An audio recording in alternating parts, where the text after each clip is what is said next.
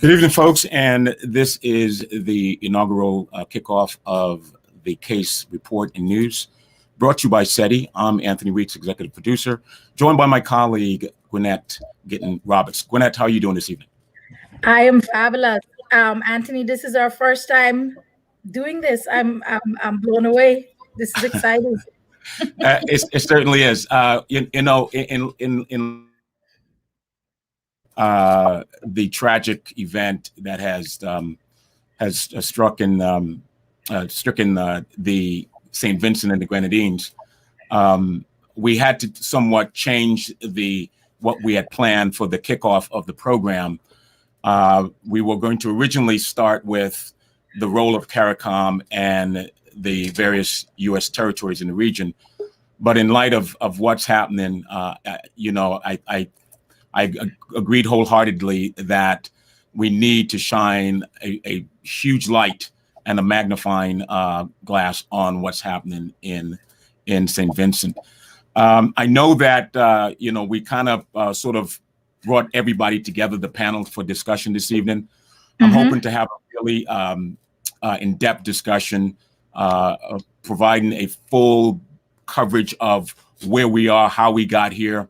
I mean, certainly, 200-300 years of a dormant volcano, and it started showing signs of some issues in December. But now we are here dealing with the I can't even say pulse, because I understand there's still some activities there, but we're going to hear from the folks that know better.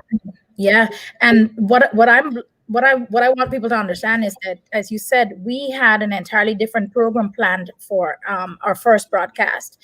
But there's nothing that I think speaks more clearly about working with the region and the diaspora, really engaging, and us working together as one Caribbean, more so than this. There's something happening that is of massive importance. There's a disaster happening in the region, and we, as the diaspora and the people of the Caribbean region, are going to be the ones that can step up the most and help. And so what we assembled today, we scrapped everything. What we assembled today are some of the people that I know do the work in the community, and some of the organizations in the community. Absolutely. I'd like to be able to bring up a colleague of mine, Doris Dean of Caribbean Nation TV. She has been somewhat a veteran in the business, and some of the footage we're going to show was compiled by her TV station. And let me just say quickly, she's not going to stay for the entire program. She just wants to say hi real quickly. Doris, how are you? She's in the Washington, D.C. area. How things have been? Hi, Doris. Hi there. Hi, Anthony. Good to talk to you. Same here. Same here. It's been a long time. Yes, it certainly has. And so I wanted to just kind of introduce you to the good folks on the show this evening, and to let them know some of the content we're going to share was produced by your company, your organization, and anything you would like to add before, because I know you can't stay, but anything you'd like to kind of add to the discussion before you depart. The only thing I'd say is that my first thought when I saw what was happening with the volcano, the Barbados Prime Minister had been trying for some time to convince Barbadians to stay home, wear their masks, and be careful. And I thought divine intervention has made its mark and made its statement, so that they now have no choice. If they go outside, the ash is so thick, they have their houses have been inundated, their cars, the airport has been shut down, and so everybody has to pay attention now and close down. It also made me realize, or made me think, that these are the types of divine interventions that will force the Caribbean to work together. Absolutely. The Caribbean has to work more closely together. And I think that the universe has a way of letting us know who's in to be. And that's basically what I got out of it. What a novel concept. What a novel concept, huh? Working together. Yeah. And you know what, Anthony, what you might not realize that Doris is actually alluding to is that now the people of Barbados, they were getting ready to open up with Kadooman Day and kind of stuff like that. Now, Right. you know, the virus has a 14-day, you know, if we quarantine really and lock down for 14 days, we could really get this under control. The Right. people just have to wear masks. They have to stay at home. They're wearing even goggles. Exactly. The other thing I heard is that, you know, the ash from the volcano is actually going to enrich the soil nutritionally. I did not realize Barbados was that close to St. Vincent that it could be so affected. So we really have to understand how close we are as a region, and how when something does happen in one place, it affects another. Exactly. Absolutely. Well, Doris, I know that you don't have a lot of time, but I just wanted, I look forward to our continued collaboration on this new platform, this new program, to provide the kind of news and information in a way that haven't been done before. And I'm really excited about working with all my colleagues like yourself to be able to deliver that kind of information to the viewing public on TV, on radio, because we are live. We are live on radio and as well as television as well. So I want to say thank you so much. Anything you want to say before you leave? No, I'll do what I can. I told someone the other day, I thought I had retired. I don't know what happened, or I was retiring. But COVID has just created a whole new world. And I've been asked to participate in so many different things. And my daughters call me a Zoom queen because I spend so much time on Zoom doing all sorts of things. But Carib Nation is also evolving, and we're doing a number of things. The reason I'm going to leave is because we're doing a streaming tonight on a program on COVID for the Caribbean. We have a Dr. Augustine from Dominica who will update us on the vaccines, etc. And so I'm part of one of the organizations that's co-hosting that. So I just have to get onto that. But there are a number of things that we're getting involved in that I did not think we would be involved in. So I'm sure that we'll be around, and we'll be doing something, I'm sure, at some point. So absolutely. Thank you so much. Thank you so much. My pleasure. Very nice to meet you all. Thank you so much. Meet you too. Okay. Thank you. Take care. Bye-bye. All right. So that was Doris Dean, one of the producers of the Carib Nation TV. They've done some great work. Their work, if you're not familiar with them, you can find them on YouTube, but they've been on various cable channels throughout the Caribbean delivering news. So Gwinnett, we have a very full panel this evening, and I am going to defer and follow your lead because obviously I'm not familiar with all the persons involved. So I will pass it on to you to do the introductions. Okay. I actually know that Ambassador Boustany is on the show as well too. So let's see as everyone comes up. Sam, if you could unmute your mic, I'd love to introduce you because while Anthony never really got to have you formally on the program, Anthony Sam is the publisher of Caribbean American Passport News Magazine and my husband. So he's been out of town, but he's back, and we're happy to have him here because he chairs the heads of Caribbean organizations, which we'll definitely talk about. I see Marlon Hill here as well. Marlon, how are you? When Ambassador Boustany said, "Oh, I've got Marlon coming on as well too," I said, "Well, Marlon's a dear friend, and we know the work that Marlon does." So, Marlon, thanks for organizing Caribbean Strong. I'm just going to run through everybody before I give you guys an opportunity to speak. Mark is here. Mark is the president of the St. Vincent and the Grenadines organization in the Central Florida area, and a friend from the time he moved to Central Florida. I've known his sister for years before that. So this is really a panel of good friends. Raquel, I am not can't really exactly state where I know Raquel from, but we work with the Vincentian group. And Lydia, who's the public relations officer of the show, is also of the St. Vincent and the Grenadines Association, is also a good family friend of my cousin. So it's like a family and friends episode here. And then of course we've got Ambassador. Am I saying this correct, Ambassador? Ambassador Boustany, because I don't want to butcher your name. It's okay. It's quite okay. Very nice to meet you, Gwinnett. It's Ambassador Boustany. But it's okay. You saying it both ways are correct, so there's no wrong way. But my friends don't call me You're the new chair of the Consult Corps, right? So you're going to be talking to us about that, and so we will actually maybe we'll defer to you to get started.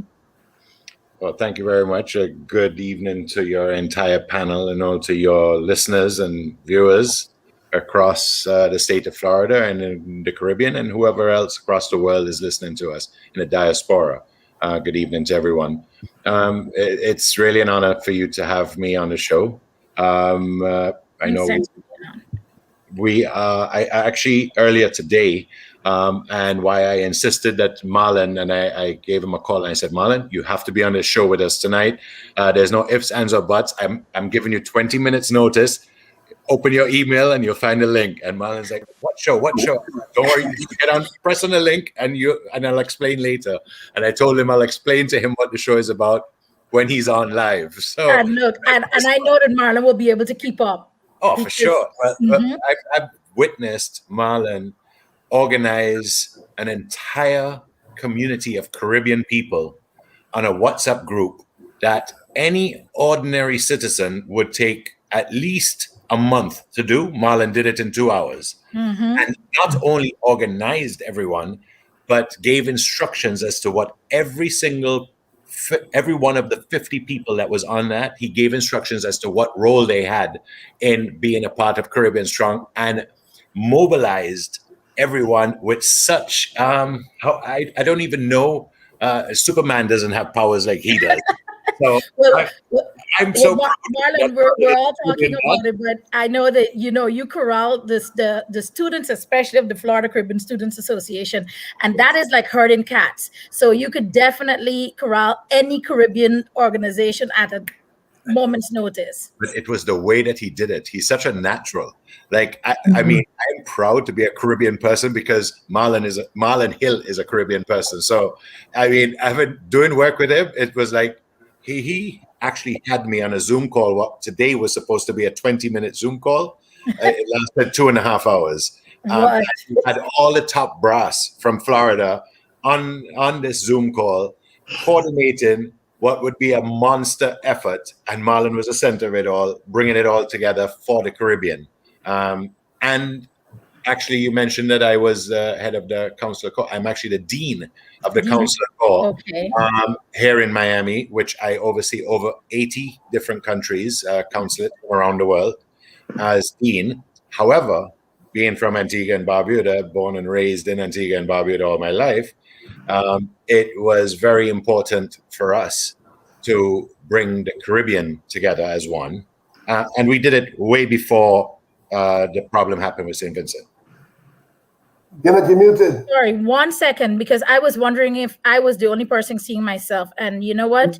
Ivor just pointed out that we're not seeing you, we're only seeing me. That's not how we want to do this. So let me just check in with Anthony to resolve any internet issues we may have.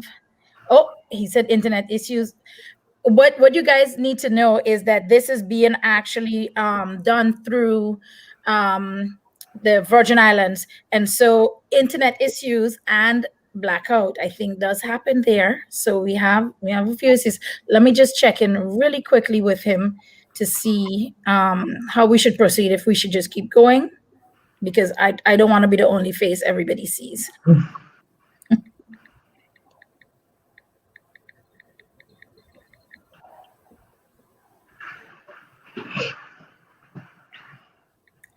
This is really working with it in a global world. While Anthony and I are collaborating on this, the actual production is being done in St. Croix. He says, all right, he's going to be back up soon, but maybe what we could do is keep talking, and then we will get it organized to where. Sure. So in that way, I'll give you the background of how we all started. Thank you. And I will maintain a very pretty face and smile. I'm representing all of you. Correct. And no better face to be in that. In fact, I have my camera off because I wasn't camera ready at a short notice this afternoon, and Marlon had me cameraed out from 12 to 3 p.m. So unfortunately, you just have a picture of me up to date. But I promise I will be back when I'm. Well, thank you for coming on such short notice, too, because we definitely want to collaborate, find out how we can support. So please take the floor. Yes. And so basically, we all decided, we came together. We are very close friends within the Caribbean consulates here in Miami. All of the Caribbean. Fortunately, we have 8 countries of the Caribbean, of the CARICOM, that has consulates, full consulates here with consul generals. You have one other, which is Belize, a part of the CARICOM, but they only have an honorary consul. So in terms of having the actual consular corps, the Caribbean Consular Corps, it was formed late last year with Marlon being the center person to organize us as to what we wanted to do. So we knew what we wanted to do. We all came together as a group to speak under one voice instead of any of us speaking separately. And we called Marlon and we said our first order of business is that we need to speak to the Secretary of State and to the Governor of Florida to assist us in the Caribbean to get us the vaccines that we much needed for the entire Caribbean region. That's how we started as a group. So we started and we've made quite a bit of progress. We've made our case using the cruise industry because the Caribbean is a big part of the cruise industry. In fact, it is a third of the entire cruise industry. The Caribbean, that's correct. So the Caribbean is responsible for a third of a $50 billion revenue industry, which is a cruise industry. But that is the revenue to the cruise industry, not to the actual industries that support the cruise industry. That by itself, that is just to the cruise industry. Much bigger industry. So being 32%, we count the Caribbean accounts for over, you can say, approximately 15 to $20 billion of revenue that the cruise industry makes. And 85% of the cruise industry is based in Florida, out of the US market. Because when you talk about the cruise industry, you have to include the river cruises, the casino boats. So it's all a big package. So we came together to show the importance of the Caribbean to this industry, especially the state of Florida. And what we count, how we count for the state of Florida being the amount that we contribute. So indirectly, businesses, take for example, the food provision and companies that provide the cruise industry with the food is based there. Think about the drinks and everything else to do with it. Everything that is being provisioned, the marketing companies, everybody, from the taxi drivers to the hotels to the industry itself, we account on our part alone, we account for about 100,000 jobs in that industry. This is what the Caribbean is responsible for. And about $10 billion of indirect revenue that the companies provide to the cruise industry.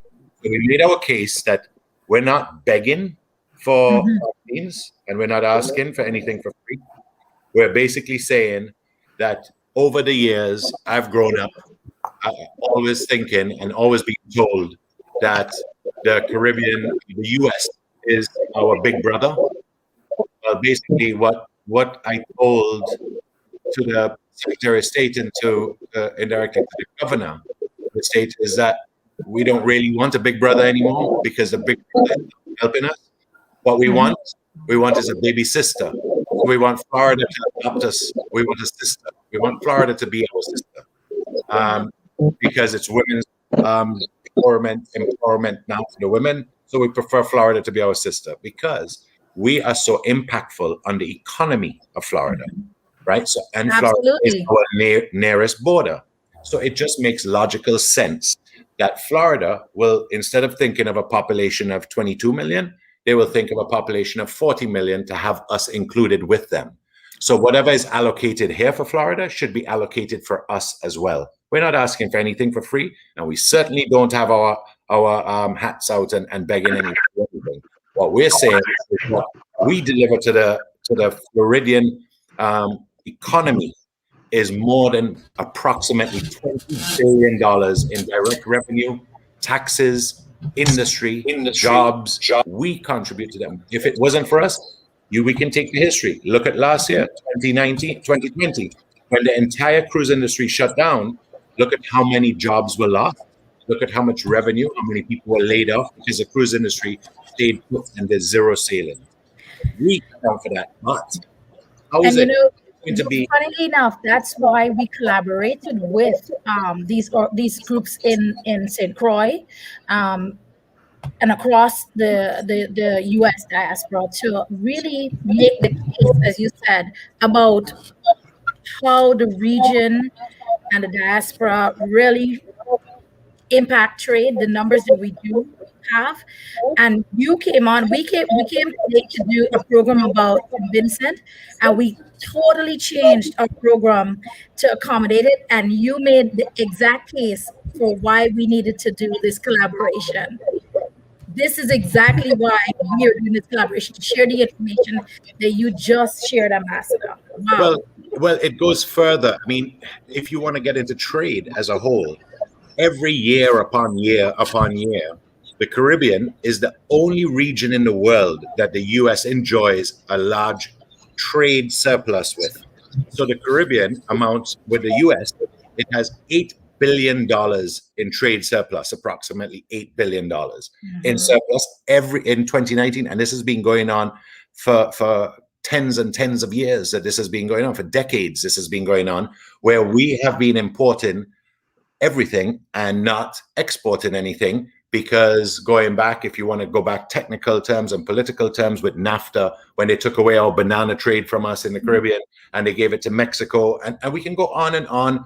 When it went to the present day, when we had de-risking in banking and issues like that, there are many different issues that the tide has turned. But what COVID has taught us is that we are all in this as one Caribbean people. One Caribbean. So this is what the most important thing that ever came out of COVID, other than the suffering and the pain that people that lost loved ones and so on. The most important lesson that we've all learned is something to bring us back down to ground and to teach us that we are more dependent on each other, and together we are strength. In unity.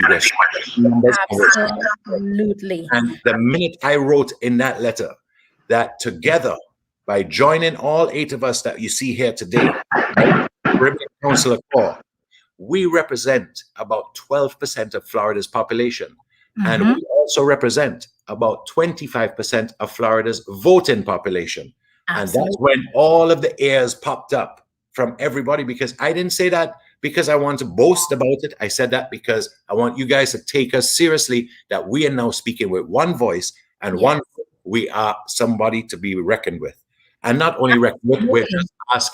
We're not asking for anything that is we don't deserve. We're just asking for fair treatment, and we want our simple basic needs. Why is it that you're going to be fully inoculated in the state of Florida or in the United States, and then you're going to send fully inoculated? The ships cannot come to the Caribbean if we are on a level 4. The CDC put us in level 4, which is 21 countries they put on level 4, and we're all in the Caribbean. They put us all in level 4 because our numbers have gotten out of hand, right? With the spike in the COVID cases in all of our countries. We need to inoculate our people, and we have the most successful programs in the Caribbean with inoculating our citizens using vaccines. We have it. We have a history of being very successful in that area. So all I'm saying is make it available to us. That's all I'm asking. I'm not asking. And this, I know that individual governments have been speaking up about it. But you're right. When we speak with one voice, and especially you speak as the consular corps on behalf of the diaspora, and people don't understand that we're the voters. We're here voting. The consul generals speak on our behalf. All right, Marlon, let's please So I want to give you the because role. everyone's Marlon up here organized. now. Correct. So now Marlon, and then so unfortunately the disaster happened with the volcano, and immediately Marlon was our quarterback because he is there for us. So we organized ourselves, and Marlon created the Caribbean Strong. All of the consulates or the Caribbean Consular Corps is 100% behind of Marlon and his efforts, and we're there to facilitate in any other way. We ourselves came together as a little group where we put together a container of very essential water and face masks that we're shipping, but we're doing that to the frontline workers that we believe needs it at this time, and we're doing that very quickly to get that first shipment. But we are organized with Marlon. We're one and the same. We help out, and Marlon has taken a great initiative to create what he has done with Caribbean Strong, which is taken off all of the Caribbean. It brings goosebumps for you to understand how the Caribbean people here in Florida and across the United States have all come together, all of them, and everybody wants to help, and everybody is rushing to help, and not a single person is asking for recognition. We have wanted to help because we now consider every single person within the Caribbean, every 18 million of us strong, we are now become brothers and sisters to one another, and we now love and respect and honor one another. And this is the way it should be. This is the way it was many years ago, many years ago. And unfortunately, the rat race diverted us. But this is something that we can all do together. And once we're together, I'm telling you, there's no stopping us. We will succeed. Really? And Absolutely. we will succeed, and we will have what we always wanted because of this genius invention, which is called internet, and the freedom of information that we have for one another that we didn't have before. Now you give that to the brightest minds on the planet with us, right? Now and see what we can do with that. And that is the power of us all coming together. And that is why I'm so proud. And I get goosebumps just thinking of our possibilities of the future. So with that, I want to yield to Marlon to explain his amazing Superman tactics of how he's helping our brothers and sisters in St. Vincent and the Grenadines. And not only for now, but what Marlon has done is that because no one knows, only God knows how long this thing will take. This eruption will erupt, and it will erupt and disrupt the lives and livelihoods of many people. So Marlon is in this for the long game. So he's planning ahead. Right. So he's planning ahead and putting things in perspective and working 24 hours around the clock. He hasn't slept in 3 days, so excuse me. and we've got some great guys here from St. Vincent. I see everyone's on as well too. And I just before we yield to Marlon, let me just introduce Andy. Arnold King is past president of CAFA and actually one of the persons who spearheaded to the pulling together of the heads of Caribbean organizations in this area, which what we do is, I guess, in a similar way to the Consular Corps, we work together as individual organizations to support each other, and especially at times of hurricane and natural disasters. And I see that Ivor is on as well from the St. Vincent and Grenadines Association. So we're going to come back to you guys. But Marlon, if you could tell us a little bit about what you're doing and introduce yourselves to these folks. I'm sure that Andy knows exactly who you are. I know Sam knows who you are, but I'm not sure if anybody else does. Well, good evening to everyone, and good evening to the Case Reports family. Thank you so much to the production team in St. Croix for pulling this together. Brother Weeks, thank you for hosting us here. My name is Marlon Hill. I'm here in Miami, Florida, in South Florida, and as the indomitable Consul General Ambassador Bustani said, we're activating for our family members. You know, we may be on different islands, but the blood that's in our veins is one as far as I'm concerned, because it's not a matter of what will happen next, is when the next disaster is going to be, whether it's in one of our islands. So what we've done, we We did this for Hurricane Maria. We did this for Hurricane Dorian. We did this for the earthquake in Haiti. Is simply to organize the informal network as we did back in the history of our countries, bringing the village together. Everybody has a superpower. Everybody has a talent. Everybody has a skill. Everybody has a craft. Everybody has a bank account.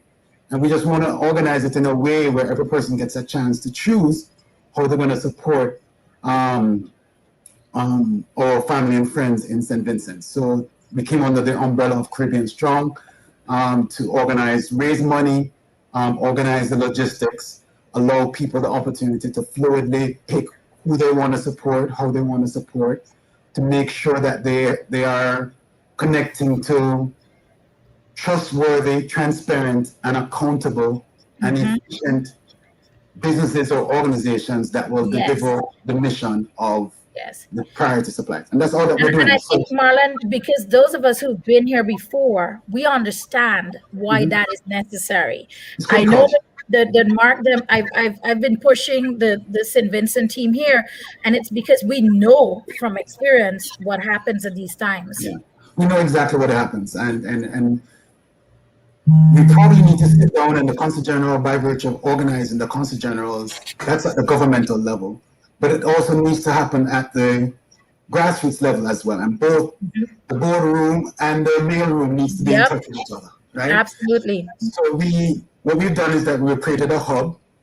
The hub is sflcaribbeanstrong.org, and basically the hub gives people options as to where to donate, what to donate, where to volunteer, how to volunteer, and where to go to do that. And so you will see a map of all the different relief locations. You'll see we have established a fund with the Miami Foundation. During Hurricane Maria, I think we raised about $510,000 to support the expenses for shipping and ground transportation, etc. Because everyone wants a tax deduction. If you open up GoFundMe, there's no tax deduction. And there's also trouble with the transparency and accountability there unless you're dealing with someone who you know very, very well. So we established the Caribbean Strong Fund at the Miami Foundation. Today we had a meeting with the U.S. Southern Command, which is our military. We're all Americans here. Most of us are, I hope. And we pay taxes, and they serve our region. So we wanted to coordinate a meeting with them. So we had a call with them today to hear what they were doing. And we got some very specific instructions as to how to maximize the relationship with the Southern Command. Food for the Poor was there, Red Cross was there, a number of other organizations that have already started to deliver items. We also have the celebrity power of Kevin Little and his wife, Dr. Jacqueline James Little. They have a foundation. They are working with the Global Empowerment Mission, which is an organization that does a lot of great work from a nonprofit standpoint. Okay. And so they are already on the ground delivering items. So we have a phone call tonight at 8 p.m., a Zoom call where we're going to give more information to anyone that's organizing a relief effort, because the whole purpose of Caribbean Strong, Gwinnett, is to provide assistance to those who want to activate their superpower. We don't want to tell people that this is the only place that you can go to get to support a shelter in Chateau Belair or in Georgetown or wherever the shelter may be, because we know that the folks on the north in the red zone and the orange zone, many of them are with families and with shelters in the green and the yellow zone near to Kingstown, and some of them don't want to leave on the cruise ships. They rather stay on their island, and I certainly I don't wrong them for that. So SFL Caribbean Strong is a central hub where you will find information as to how to support each other, and we are in touch with the PM's office, the SEDEMA, the regional emergency. We're in touch with our emergency offices for Miami-Dade County and Broward County. I encourage you to call your mayor and your emergency office for Orange County and Seminole County and ask them, do you have any extra water, any extra masks, any extra sleeping cots? Because those are the three things that we're trying to support. Water, respiratory protection, and sleep deprivation because of we're not encouraging any canned food or cornflakes or cornmeal and all of that stuff. There's enough basic food items in Kingstown, from my understanding, and so we are focusing on those three things: the water, masks, especially even the masks that the carpenters wear that have you see the policemen wearing those masks in Minnesota. We want some of those for St. Vincent. And guys, feel free to now come in. I know that Sam and Andy, you guys can talk, and maybe we'll leave you for the end to explain about the heads and explain that one of the reasons that we wanted to pull this panel together is because what Marlon is talking about is that we've seen this before, where people actually jump in and they accumulate stuff. I've been on the end where we've provided space, Sam and I at our offices, and then people might bring clothes. They brought wool coats. I mean, for Caribbean outreach efforts. And so you have to be very specific, and you do have to be very specific about how is this being shipped once you accumulate this stuff, because a lot of times we see it's accumulated, but as Marlon just said, if there's not the funds to sometimes ship it, you are at the mercy of just begging around, asking the shipping companies if they can support, while you see charities out there that have raised funds and you don't have the funds to send it, or you send it and it's stuck on the wharf. So and we have given to people. We have space on containers for shipments. If anyone has pallets in Orlando that you don't have a shipper to pick, we gotta figure out how to get the items from Orlando to Miami, because there are more cargo and shipping companies in Miami. Orlando is surrounded by lakes and streams, as opposed to. So if you need help with shipping, just contact us. And guys, also I might add, maybe we should go over to Mark. Mark, could you introduce the organization, the St. Vincent group here, and tell us a little bit about what you're doing? And on that, somehow Mark dropped off, didn't he? Well, I'm gonna put Lydia, Raquel, or Ivor on the spot. Can I just interject one quick second to also add one more emergency item to Marlon's list, where he had, and that is cash. That is important to donate funds, because not everybody will go out and buy a few cases of masks or water in small quantities, where you give the cash, that dollar value is going to be stretched a lot. Absolutely. Buying in bulk when he collects, in making one purchase rather than 1,000 smaller purchases. So, absolutely. And also ensuring that the funds, because people are quick to donate, that the funds are being directed to the right sources. Correct. So you know where the monies are. Yeah. All right, Mark. Gannett, hi. Can you hear me? Yes. I had a slight hiccup on my side there. We just want to say thank you very much to you and Anthony for changing up your agenda tonight to have us on your inaugural program at this critical time. We're very grateful to you guys, and what we've heard so far gives us a lot of hope. I mean, what Marlon has been talking about and what the ambassador has been talking about, it gives us a lot of hope, because I think that's what Vincentians need a lot of at this time. Obviously, we're experiencing one of the worst volcanic eruptions in our lifetime, and we're not sure when it's going to end. But I'd like to start with good news. As of now, we're not aware of any fatalities as a result of the volcanic eruption. So that's a blessing. That is. Absolutely. We have had a fairly, what I consider efficient evacuation from the red zone down to the green zones and to the yellow zones. There are some stubborn people who would not want to leave where they live because they fear robbery and such. So we have online tonight, we've got Raquel De Silva, who is our most recent board director. We've got Mr. Ivan Deschamps, who is the vice president. And then we have Ms. Lydia Daniel, who is the PRO, the tireless worker. One of the things that you touched on earlier was that it's very important to actually partner with reliable people and honest people. And a lot of folks use these occasions to exploit it for themselves. But again, as you know, our organization has been around now for the past 7 years. I've had it's called the SPG Central Florida Organization. It was founded by someone who many people may know, who is Judge Albert Niles. He is very affectionately known as the Judge. He founded the organization 7 years ago, and I've been the president of the organization. I've had the privilege of being the president for the last 3 years. So we are a 501c3 organization. So we're federally regulated, of course, and we're registered to solicit funds in the state of Florida. So if you donate to us, and we are open for cash donations, and Raquel will talk more about that, you know that the funds are going to go to the right place. We have established connections with underground charities in St. Vincent, and these are private charities, not the government relief effort, but these go to private charities, Red Cross, etc., Catholic Church, etc. So we have those connections in place. And I'll make sure that I connect you guys offline with Marlon and the ambassadors so that you guys, can work together on this as well too, because this is why we're doing this. This is what we do. We would appreciate that very much. Gwinnett, just a little bit of housekeeping. Because we've had some technical issues, what I'm going to do is, and I'll let you decide, we can take as much time as we need to. We're live on radio. So we've adjusted the schedule, both television and radio. So I realize we're crunched for time here, but don't worry about the time. Take as much time as you need to. That is wonderful. That is wonderful.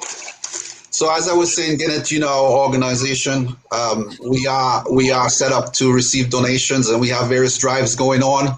And I'm going to ask Raquel at this point to maybe give us some more color on that. If this is our time, is it? Yes, go ahead. Okay, I would like Raquel to give us some more details on what we're actually doing on the ground here and how people could get to us. Raquel, unmute. So, hi everyone. Yes, I am unmuted. Can you hear me? Yes. Yes. Can you all hear me? Yes. Okay. So yeah, it was really nice when we were all going through the COVID situation here in Orlando, and it was nice to have the organization come together and do a mask and sanitizer drive. And that was sort of, I think, in a way, a dry run for this bigger calamity that we had to kind of tackle at this time. It really gave us the opportunity to come together and put some plans in place. And now that those plans are in place, we can now take it to a larger community here in Orlando. What we did was we collected masks, sanitizers, and sent them home. And now we are collecting for this Volcano drive. We are actually, you were mentioning before that, if sometimes it's hard to ship things, and we're very lucky to be connected with SwiftPack in Miami. Actually, the goods and everything that's being donated is at a SwiftPack office in Orlando. So it's very easy to transport that stuff down to Miami. The address for SwiftPack in Orlando is 3701 John Young Parkway. And the sanitizer and mask drive was there at the SwiftPack office, and so is the volcanic relief drive. We're having a drive on Friday. Question. You guys are doing the drive this weekend, right? The 16th and 17th, or the 17th and 18th? So we have a drive tomorrow, Friday, from 12 to 5 at SwiftPack, and also on Saturday from 12 to 5 at SwiftPack. And we're inviting the community to come and drop off whatever they feel that they can donate to us. We're looking for water. We're looking for goods to send home. We're looking for masks. We're looking for anything that is going to help those families in those smaller charitable organizations on the island. We're really focusing on the smaller charities in St. Vincent that sometimes often get neglected, and so they are our focus. For those that cannot come to SwiftPack on Friday or Saturday, we've got the digital apps available for monetary donations. The Cash App is $SVGCFO or Zelle at svgcfo@gmail.com. Those two platforms were very helpful during the mask and sanitizer drive, and has already been very helpful. But Well, look at that, you guys really ended up doing a dry run. Yes, we really did, and it was a successful one, and we're just making it better. And it was very nice to have, we were talking about how it's nice for us to come together as one family. And I mean, we were in the parking lot of this organization at SwiftPack, and it was just the community just came together. You know, we had people there just aligning and just enjoying themselves, but still in the same time, it's your cause. And so we invite you to come down and enjoy yourselves with us for a little bit for a bigger cause. We need to help those back home. Mm-hmm. And truly, yes. What we're doing here is this is gonna end up putting you on such a larger platform, because with Sam and Andy kind of pulling the Central Florida team together, and Marlon, I know Marlon's strength, and Marlon, I was actually, without knowing you were coming on, I was actually asking Sam to maybe speak a little bit about what was happening in Miami, but that I saw that Miami Carnival is involved. It's a huge effort that's happening down there too. So guys, we're gonna be all just putting everyone together to push this initiative forward. Ivor, are you gonna say a few words, Lydia? Yes, hi everyone. How are you? Everybody's doing good evening. Good evening. Just wanted to hi. One thing that Mr. Marlon mentioned, water. We are trying to avoid water for now in the first run, because this is going to be ongoing, because water is very heavy and very bulky. And the other neighboring islands are doing a lot of water already. So we want to do the more non-perishable goods, stuff like that, Pampers, stuff for the kids. So you guys are doing non-perishables here. Right, on this run. Maybe next time, our next trip could be water. But now, we want to do immediate needs. Water, yes, is an immediate need, but they're getting that help elsewhere. So we want. And like, for example, Marlon, them are doing water in South Florida, and this is how we all work hand in hand too. Right. So if we could just hold on the water for now, because like we said, it's very bulky. It takes one pallet of water. It's huge, and with you can't pack. I've seen Sam, Andy, and my son lift water when we had to do St. Vincent, Virgin Islands, and Puerto Rico. Yes, I know a lot of us had to handle that water, and that was a lot. Right. Well, in that case, they needed more water because that was the hurricane with the water, with everything else washed out. But we still have the streams running, and the water. The CWS is doing very well with the water.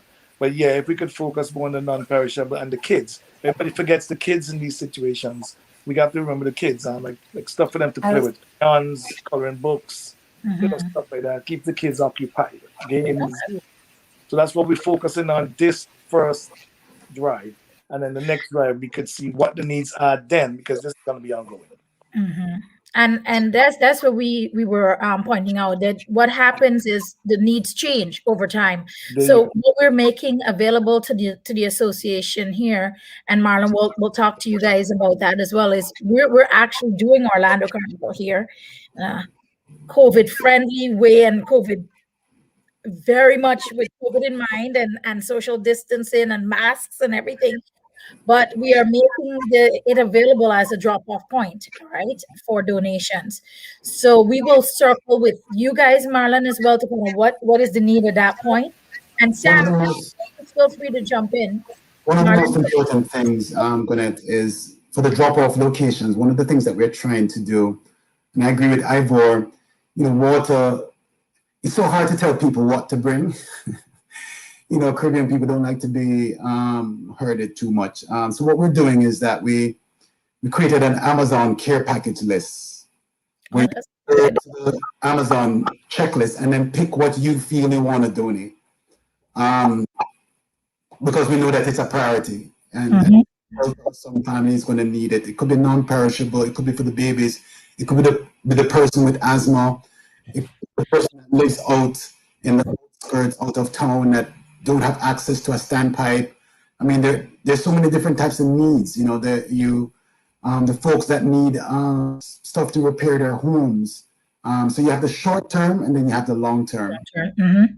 So we want to give people the option to use technology in a COVID to be able to, like I said, activate their superpower, whatever is in their bank account, to feel that they feel empowered, that they can get what they want to donate. We're not recommending clothes. We don't need any clothes.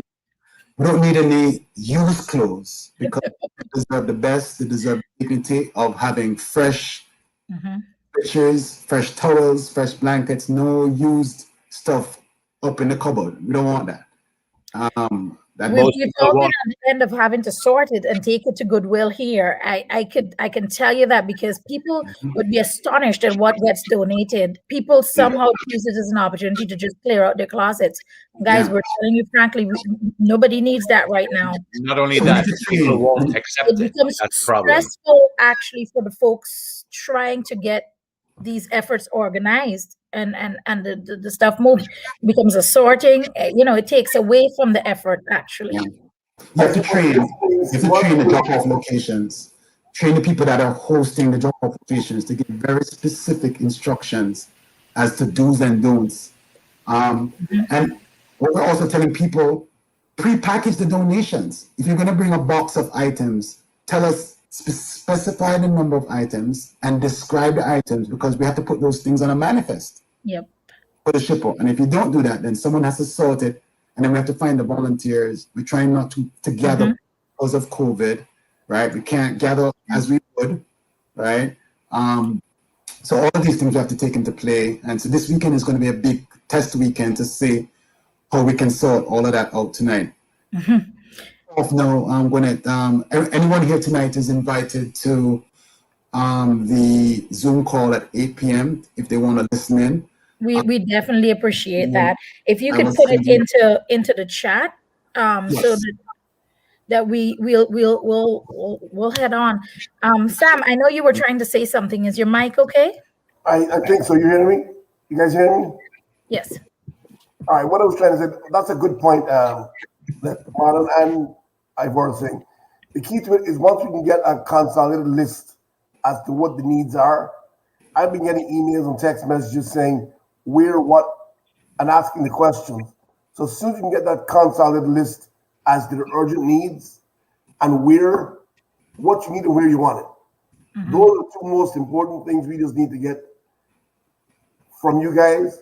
I know, Marlon, I know where you guys want it. I know from the Mark and the St. Vincent group where your point is.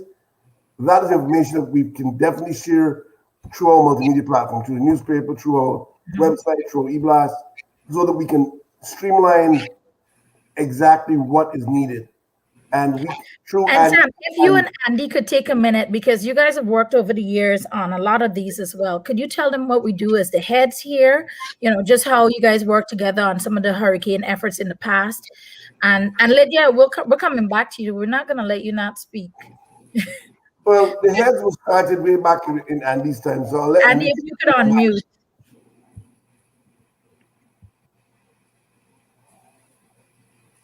Okay, yes. Okay. Yep, there you go. Hey, good afternoon, everybody. Sad times for our neighbors in St. Vincent and the Caribbean. Just want to reflect, as Sam says and Gannett says also, I think one of the things that the approach to getting the aid succinctly and expeditiously is to make sure that we have directed lists. So one of the things, if Marlon, I don't know if there's a flyer out there with specific information pointing to that Amazon link, and then we can start getting those out to the various organizations on their websites, on their radio shows, in churches, the various gatherings. There's a lot of events coming up in the next couple of weeks. We can start to do that. Ideally, one of the things we do, we have a kind of a two-prong approach as the heads, is that we organize at the grassroots level, where we reach out to individuals at the various, wherever you meet them, in the supermarket, whatever. And we also leverage whatever connections we have with corporations and politicians as well.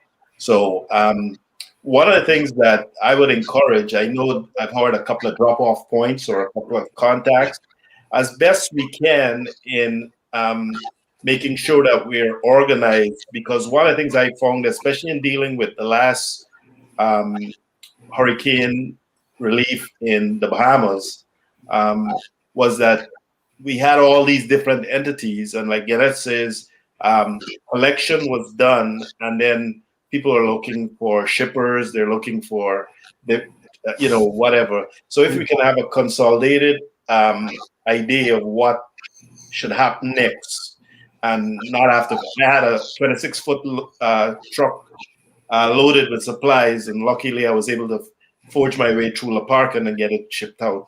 But those are the minute things. We'll do the organizing on the ground. Just get us the list of effects of personal effects or whatever effects needed to be. The other thing too is there's another aspect of this. After you give them comfort in terms of food and clothing and all of that, there's the psychological and the medical aspect. I don't know if that's been looked at. And while it might not be an immediate need or forging immediately in, to kind of start coordinating those medical people, the dentists and all those folks, so that, and making sure you're working with the entities that could land them on the island as soon as necessary. So there's a short-term vision, a middle vision, and a long-term vision, and it's just a matter of. But I would stress, more importantly, is whatever we do, it's concerted. Because what I find, yeah, we are Black people, some lighter than some, whatever. But the point I'm making seriously is the trust factors. Even though it's a humanitarian effort, there's a tremendous distrust when you're coming. You might get a lot of used clothing and whatever, and like you say, we don't want that. We want specific items. But when you tell the people about cash and whatever, they want specific information, targeted, and they know which organization is handling it and how it's being filtered. So all of those things need to be upfront. Yeah. Before I go, I need to take a conservation break before this call at 8 p.m. A couple other things that I've heard that sometimes we don't think about. There are people that they're farmers and pet owners that have animals that also need care. We're in touch with a couple of the animal. We spoke today with our county's animal services department to see if they have any resources for pets and care for pets. We also spoke to a couple of senior services. Our seniors are probably the most vulnerable, to see if we can direct. And the last thing that totally came off of the radar screen is that St. Vincent has the oldest botanical gardens in the hemisphere. Oh, wow. So we called Fairchild Garden. Fairchild Garden is one of the botanical gardens here in Miami. So we're trying to assess what the impact was on the ashfall on the botanical gardens in St. Vincent and try and partner. We're trying to think of organizations that could partner with specific needs in St. Vincent, then use our relationships here to create a line of communication. So that's what we're going to do. Connect the dots. Yeah, and again, the reason I think that Marlon, Andy, Sam, you guys are so specific is because you've been here with this and you know the pitfalls, right? And so, and I see it, Mark and Ivor and Lydia and you guys. I see you guys having to already put up. You're a nonprofit. You're a 501c3 because I think what we know has already happened. Where all of these groups have started popping up, people who have never done the work, people who, at the end of the day, some people are gonna sit back and say, I donated or I gave items, but will it really get there? And so this is really what we're saying as old hands and people who've had to actively drive trucks down, because I know Andy has had to do that. Sam has had to do that. My son has had to do that. Where once the glamour is gone from the front end of this, and you're stuck with all of this carbon, you're there thinking, how do we really get this down you're there driving a truck down to Miami, right, Andy? Right? Oh yeah. And I'm sure you have stories. You guys chime in because people really need to understand the back end of this. Let me just interject on a different level. It all comes back to a full circle. I'm glad that Thanks, Marlon, for coming on. Marlon had to go. Go ahead. I'm glad that Ambassador Bustani is on there. One of the things that I've pushed over the years, and he mentioned it in his opening remarks, that in the years past we used to collaborate very forcefully as a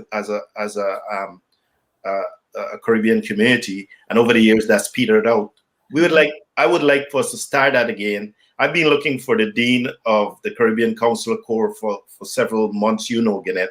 And so I'm glad he's here. I'd like to connect with him because we should have organizing of our Caribbean community with our Caribbean consular officers throughout the year, and not only on occasions when we have events, whether it's Carnival or whatever.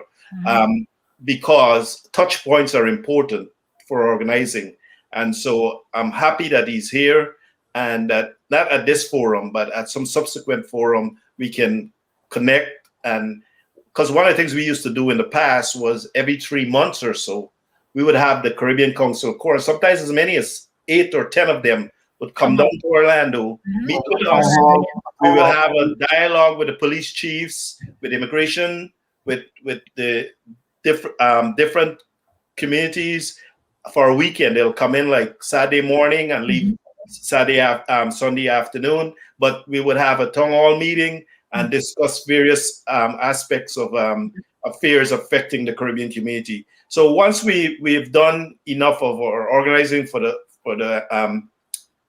volcanic relief, we need to circle back and continue that dialogue. I think this ambassador gets it because, man, his message was fiery. Ambassador, let me tell you, these folks who are on here, usually in April, I mean, with COVID, we don't have it, but there's usually a Vinci Day picnic in the park where the Vincentians from even South Florida come up and then, gather. And so it's like a family reunion type thing. And then Andy represents CAFA, which is one of our largest Caribbean organizations here, and we have usually CAFA Fusion here, which at its highest end is hosted 20,000 people at the park in Kissimmee, and so we don't have those things this year, but we do have the access to these folks, and so that's who you have with you right now on the Zoom.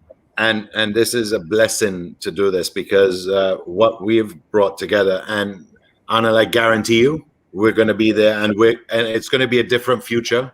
I know in the past the Caribbean community was close, and they did things together, and then it dwindled away as the rat race became and divided everybody. But that's going to change, and then I believe the message that we're bringing now is that we're coming back not just as one together, but better than before, and more united than before. And we're not dependent on governments to be united. We have taken the initiative. We know that, there are certain little nicks and knacks within the governments that you might have a little bit of a competition here and a competition there, and everybody wants to get ahead, or everybody competes for the same product, which is a tourism product.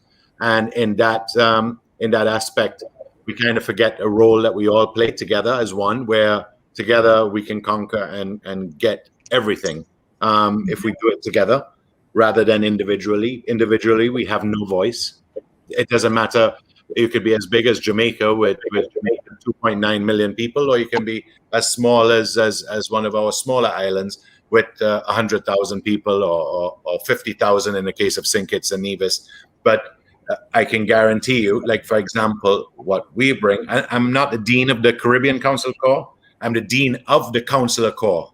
Of the Council Corps, so it's leveraging all of the council. But as my powers vested in me as the Dean of the Consular Corps, I have made the Caribbean Consular Corps as a side to the Consular Corps. So they have its own entity. We created an entire entity, and we decided among ourselves that I can't do it because I'm the Dean of the Consular Corps, but among the 7 other members that are there from the countries, we'll take in turns every 4 months to be the Dean. So at present, it's the Consul General of the Bahamas, Linda McKay, Honorable Linda McKay. She's the dean for the first 4 months, and then we'll rotate it so that every island has a chance to do it within their terms, that everybody has a chance. But there is one main message that we have moving forward with, and that is from now on, that since we formed, we all move as a group. There is no more Antigua, or there's no more Trinidad, or there's no more Jamaica, there's no more Haiti, there's no more Bahamas.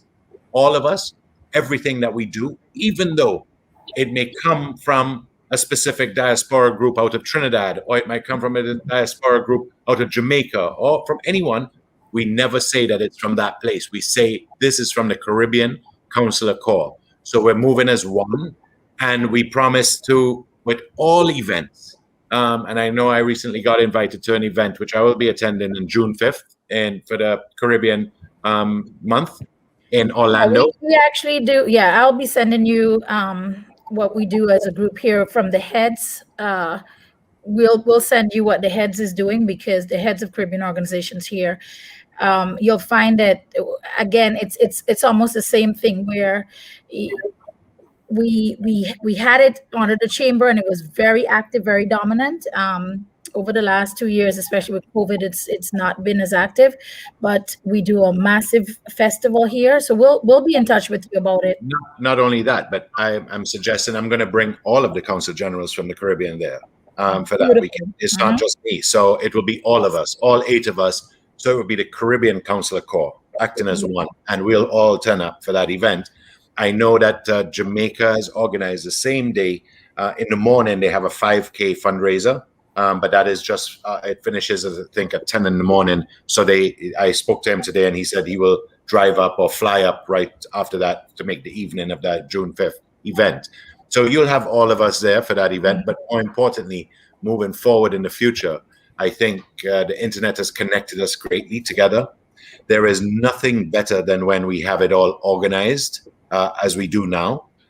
Organization is the key to everything that we're doing. And I think more than ever, because we're all genuinely, and because of coming out of COVID, once again, I think that we're all trusting one another, and we can do this together as one another. So I don't think it will be a problem where people before there was quite a bit of fraud or that sort of things whenever there was a crisis. I think now, I think times have changed, people's mentalities have changed, and our hearts have changed. We've all really come together, and it is really a brotherly love, which is a beautiful thing to see. Maybe everything happens for a reason. Maybe God did this COVID thing on us for a reason, that we all came together. Who knows? We never know that. But what I could say that we are all one, and we are going to do this together, and we will get success together as one group, so that we're no one left behind. This is an important thing. And with Marlon, and I know he had to go, and I'm supposed to be on that 8 o'clock call with him too. But the important thing is I'm happy that we're all connected with Marlon, because he's taken a charge here in South Florida where we can connect each other between Orlando. We're already connected with the tri-state area, New York and New Jersey, and folks up there that want to really help and coordinate. And I think coordination is the perfect thing, or organization, so that we all don't duplicate efforts in different ways. That really is the premise behind the heads of Caribbean organizations. And Sam, if you could just explain to the ambassador why that was formed, if you don't mind. Anthony, how much time do we have? Like I said, please, the adjustments have been made, so just don't worry about it. Thank you. That means we're doing a good job, Anthony, and you're enjoying the show. Hey, thank you. I've learned a lot. Yes, thank you. Absolutely. Yeah, Ambassador, what it was about maybe 14 or 16 years ago, we had a lot of individual Caribbean organizations doing their own thing, which was loved. I mean, it's beautiful to see us all hold our flag and go out and do our independent celebrations and do our family days and stuff. But we realized, as you said, the strength we have when we come together, the strength we have in unity, we can pull our resources together. And out of that concept, the heads of Caribbean organizations was formed way back when. It was a ad hoc committee that did not have the structure that I think 7 years ago, we pulled it under the chamber for that same purpose. So it now exists under the Caribbean American Chamber of Commerce, and it's the heads of all Caribbean organizations where you send a representative to the chamber and at that meeting where we talk about everybody's activities. We make sure we support each other's fundraising activities or independence celebrations, but most importantly, right now, in the event of disasters and natural or man-made disasters, we can pull our resources and really make a larger impact than the individual, each association trying to do their thing. What we're doing here is the perfect platform where Marlon's giving you a clear direction. We have a local on-the-ground organization here with Mark and the St. Vincent Association. So we have a local conduit where we can all put our resources with them to get that 1 point collection. And then with that now, we've got everybody doing the individual things, but we know how to close the loop. We gather individually, then we bring it together with them, and we move with that now through to Marlon in Miami, because all the shipping, as he pointed out, will more than likely go through Miami. So that linkage brings us all. And then, sometimes there's that need for extra funds, as you guys said. So Raquel, Lydia, Mark, Ivor, you guys will see that does happen, where there's always a need. Like example, today there was a need to move some pallets, and we were able to get a group step in to help. There's always something that comes up. And this is now when you just have an entire Caribbean community that has your back. That's essentially it. And the other thing that's important is that we're able to say, because Andy has been in the community a long time, Sam has been in the community a long time, they're able to say to people, these are the trusted sources.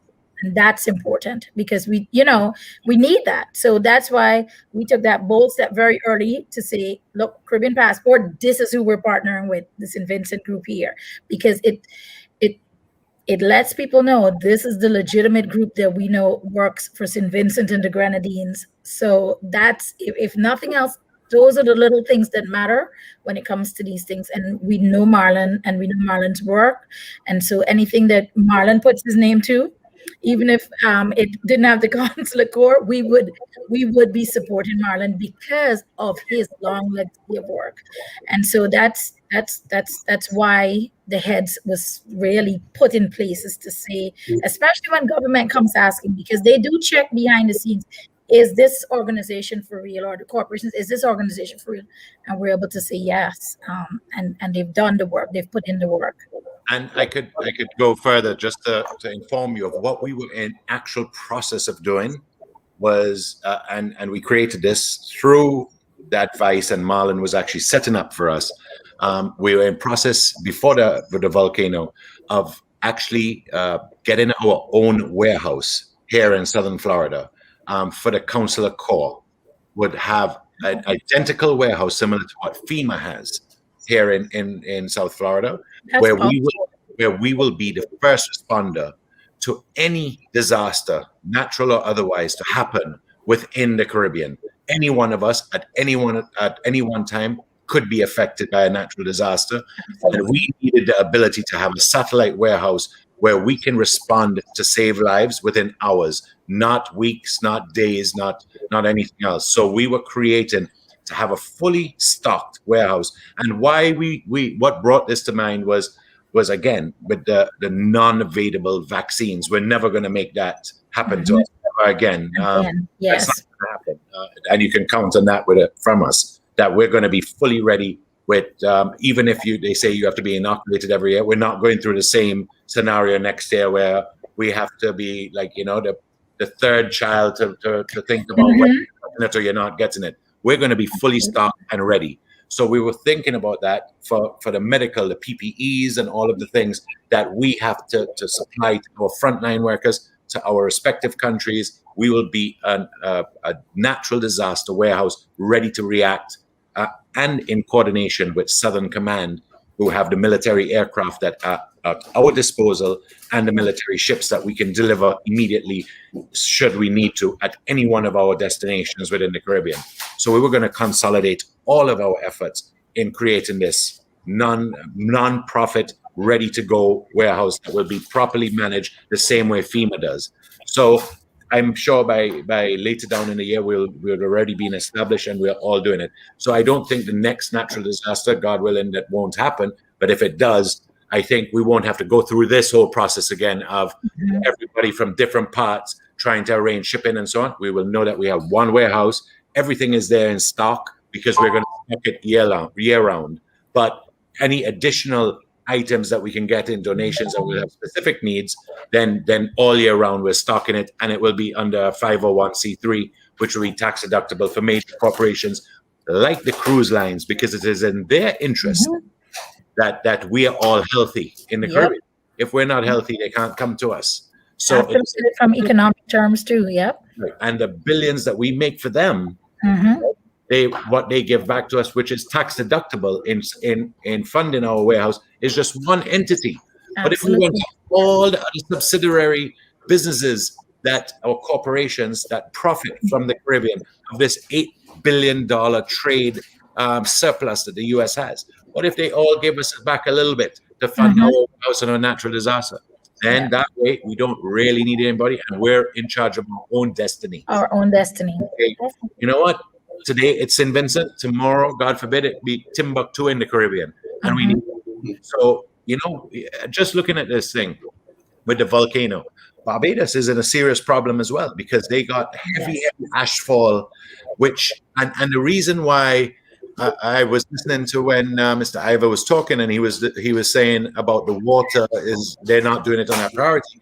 The reason we got requested water, because we were told that everybody's cisterns were contaminated with sulfur, volcano and ash, and the spoutings from the ashfall when it rained, and it created, all the spoutings became like concrete. It hardened. So there is water going into the cisterns, and whatever is in the cistern has been contaminated with sulfuric acid from the volcano. So the drinking from, and the way that we build in the Caribbean, everybody has either a tank or a cistern underneath their house. So that water supply where we would boil and drink has gone out of whack. So my water is in very, very high demand. However, water is a very hard thing to ship. As you said, it's not the easiest in the world with its weight. I mean, even in a container, there's only so much you can put in to a container before you exceed the weight of that container driving on the road here. But I believe the most important thing in all of this is the coordination between like Marlon's groups and whoever he has between South Florida, Orlando. We all combine, and everybody should have a meeting together. All of the leaders of the different groups have a meeting so that we're all on the same page and nobody's duplicating each other with what they're doing. Today, it's as simple as that. Yep. Very simple, and it's easily done with Zoom's technology and the internet. Today, it's so simple as this. So I'm suggesting, and we all have the same intention. We all know what we want to achieve, which is to make the life of every Vincey down there in St. Vincent as comfortable as possible, and to let them know. I actually wrote a message for them to let them know that they are not alone. Vinceys, you are not alone. We, the Caribbean, are with you now and always, near and far away. You are in our prayers, and please know that every Caribbean person in the Caribbean and around the world have come together like never before to assist you who have been affected by this volcano one way or the other. It is a proud moment for every Caribbean diaspora working together, helping one another, and most importantly, speaking with one voice. Together, we are Caribbean strong. Together, we will get there. And together, there is nobody not one Caribbean soul will be left behind, not one. And everybody's comfort will and be taken care of. So I need them to know that they won't be left alone from just what we see of how we've all reacted together.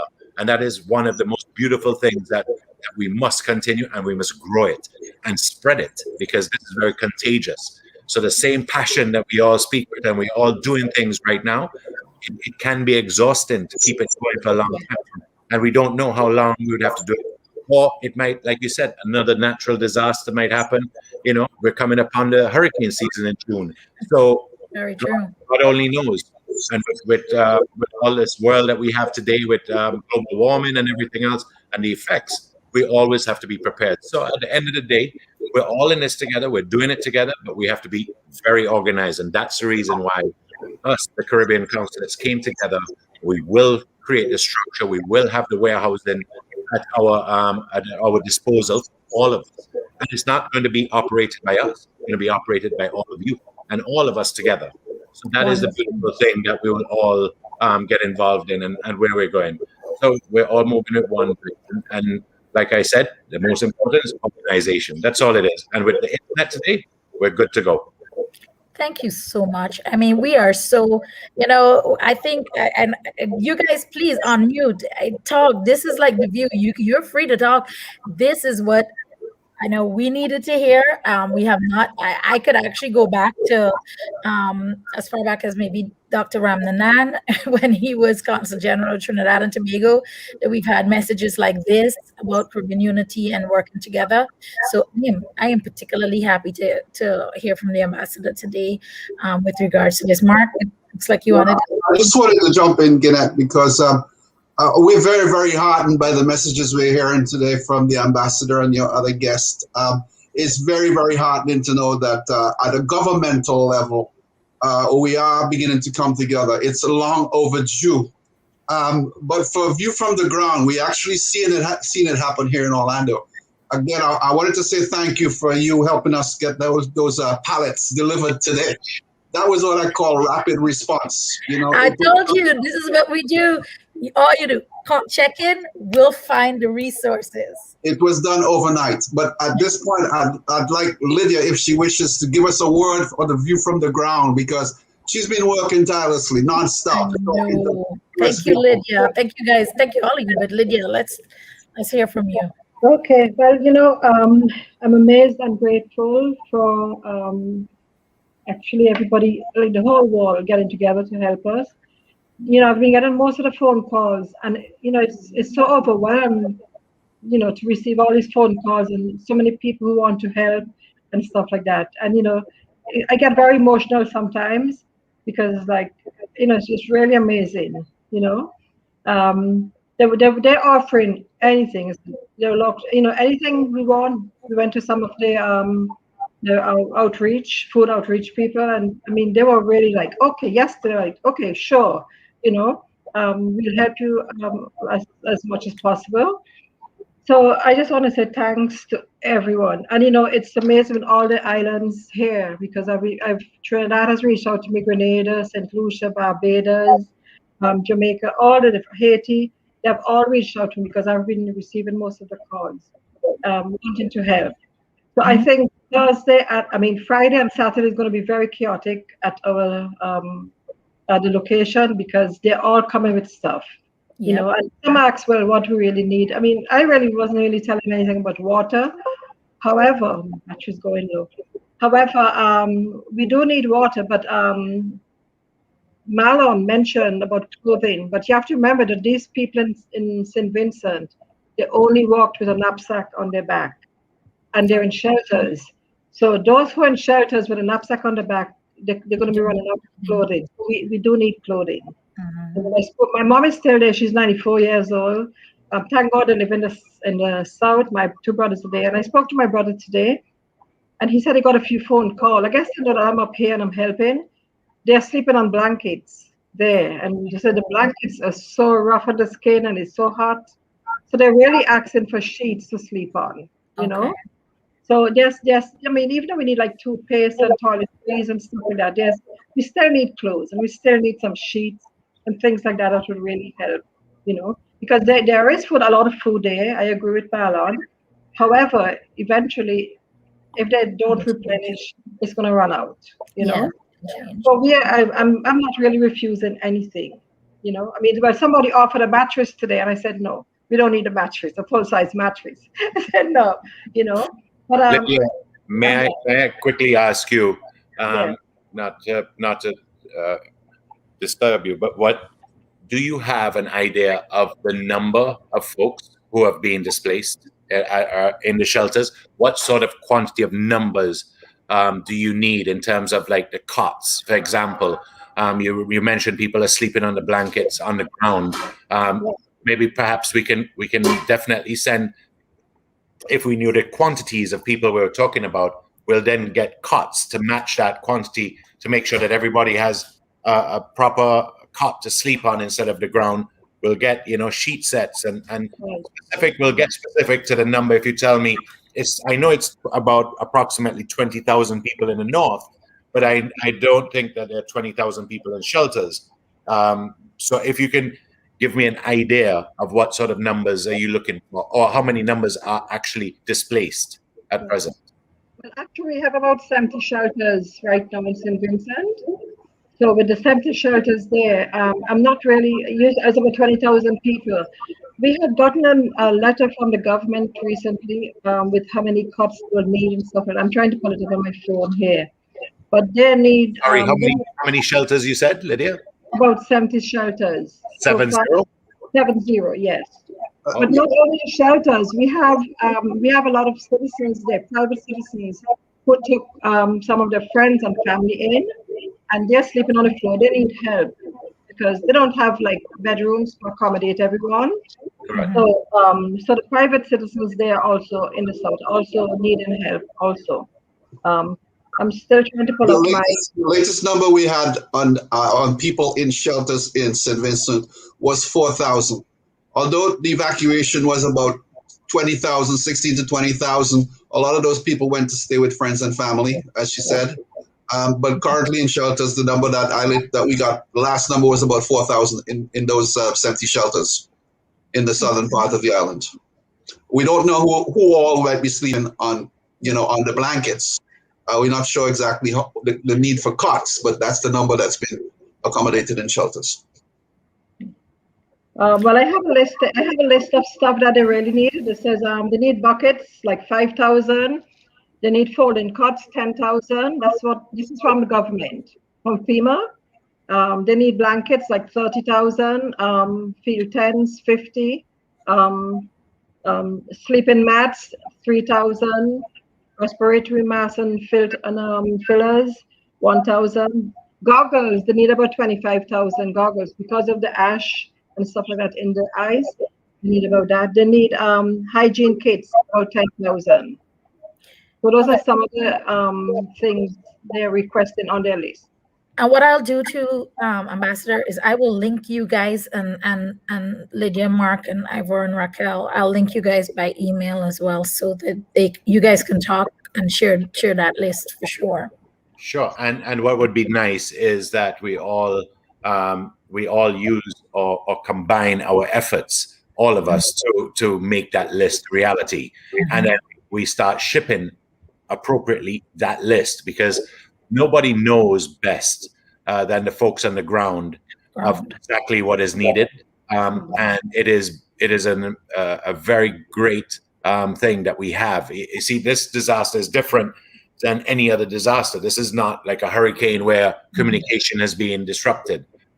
We have the communication, thank God, that we can know in real time what is needed there, and it's a matter of not going and asking people for anything to deliver to us. I know a lot of people will give whatever they can, but what would be nice is if we have a structured approach to say, okay, these are the items that are desperately needed to make someone's life more comfortable.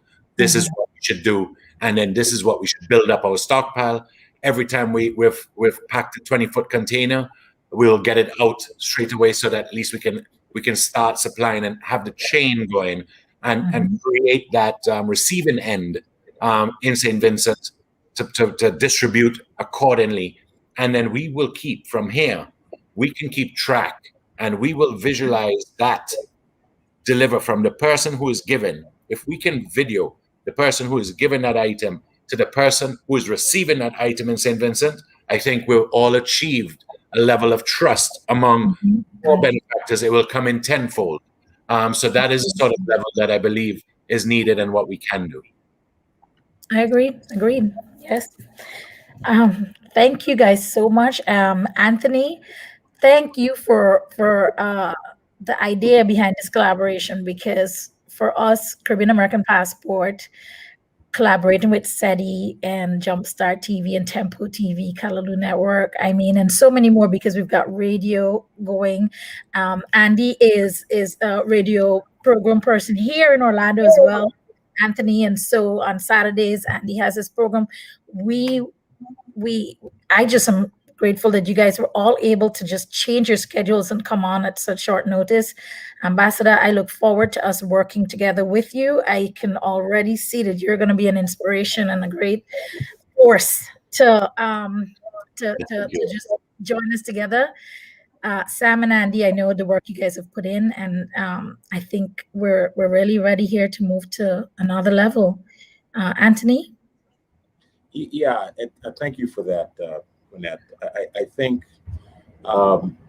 when we think of some of the impediments, as I listen to the conversation, and sometimes God gave us 2 ears and 1 mouth, and the idea is to listen.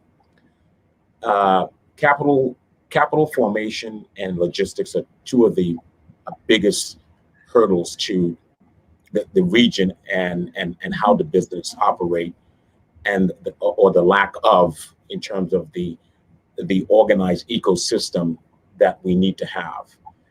When you think of the region, you hear so much about India and China, how large they are. Most people don't understand the Pan American region has 1.2 billion people. Okay, 1.1 when you round it off to 1.2. The Caribbean and Latin America by themselves represent about 650 billion people. You're not counting the US, you're not counting Mexico, you're not counting Canada. And then when you think of the combined GDP, right? The GDP of the United States is, let's say about $20 trillion, $21 trillion. Then when you look at the combined Latin American Caribbean region, you add in an additional $9-10 trillion. That's an incredible amount of purchasing power. In this and the problem we have is the disconnection of that capital market system.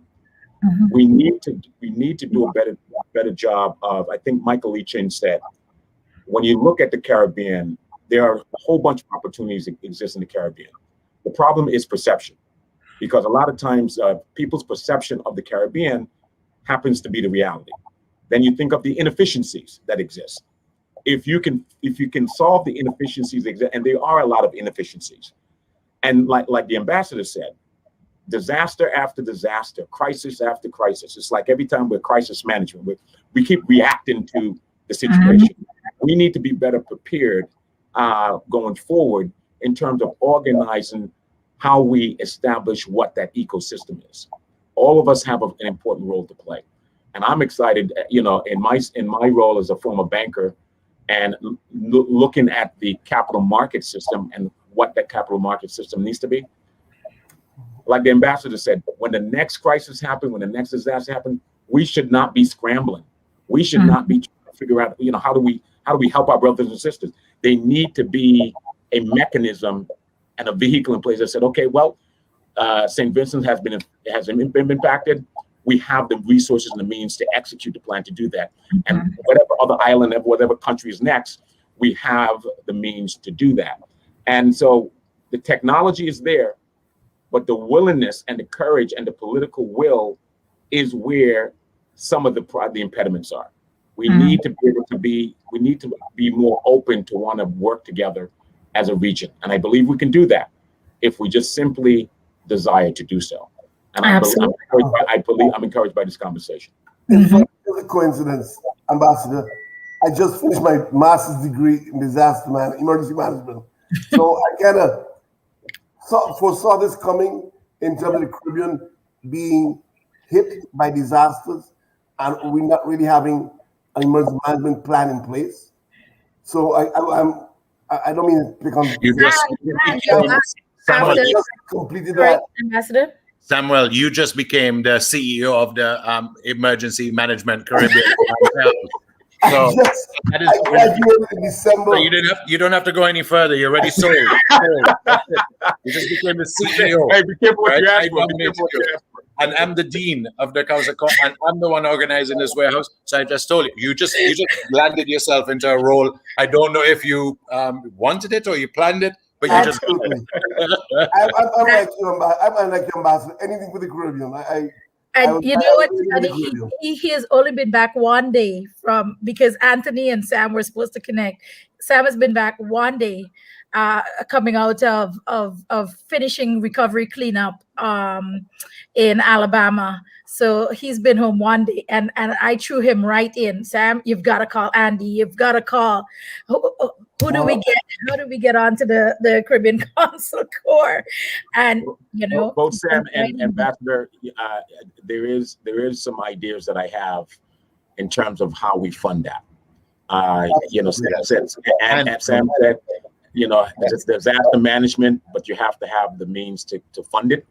I have some ideas in terms of how we can approach that. Back in 2006, when I proposed to Governor Turnbull to create the Virgin Islands Stock Exchange, we were so far ahead, my partners and I and my investors, we were basically addressing one important key point. Global markets were disconnected. They were antiquated and disconnected. And back then, we had the technology to connect global markets. Now, obviously, the Virgin Islands was in a unique position, and we basically said, if you understood what the opportunity in front of you, we can put the Virgin Islands on the map, but more important, we can create the first U.S. Caribbean global securities market. And so therefore, that was back in 2006. But that never really, I never wavered with that. And so I have some ideas as to how we can literally organize and fund these types of initiatives going forward. And so I'm looking forward to being able to discuss at least the capital formation aspect of it. Anthony, you are music to all of our ears, because you are preaching to the choir. What I have been saying is that we in the Caribbean, and people laugh at me sometimes and they take mockery of me because I say we have some of the brightest minds in the Caribbean. What we didn't have in the past was opportunities to expand those minds. Now, together, all of us, with the freedom of information that exists today, such as the internet, it is no telling what we can do for ourselves. We can become an economic powerhouse among ourselves. We can be a region to be reckoned with. We can be a region where we are the ones that are the initiators, not the secondary. Right, so we are the ones doing all of these. There's a gentleman that I'm going to connect us with as well, who is going to. You will see how important his role is, and who, in my view, I take him on as a mentor. He's a genius. His name is Dr. Didicus Jules. He is the Director General of the OECS, which is the Organization of Eastern Caribbean States. All right, he's based in St. Lucia. But he is in charge of basically in St. Vincent. He's been coordinating one of the biggest efforts, not only with what has happened with St. Vincent, with the volcano, but throughout the whole COVID period for the heads of the Organization of Eastern Caribbean States. Together, there are 11 countries, but that includes the BVI and the French islands of Guadeloupe and Martinique.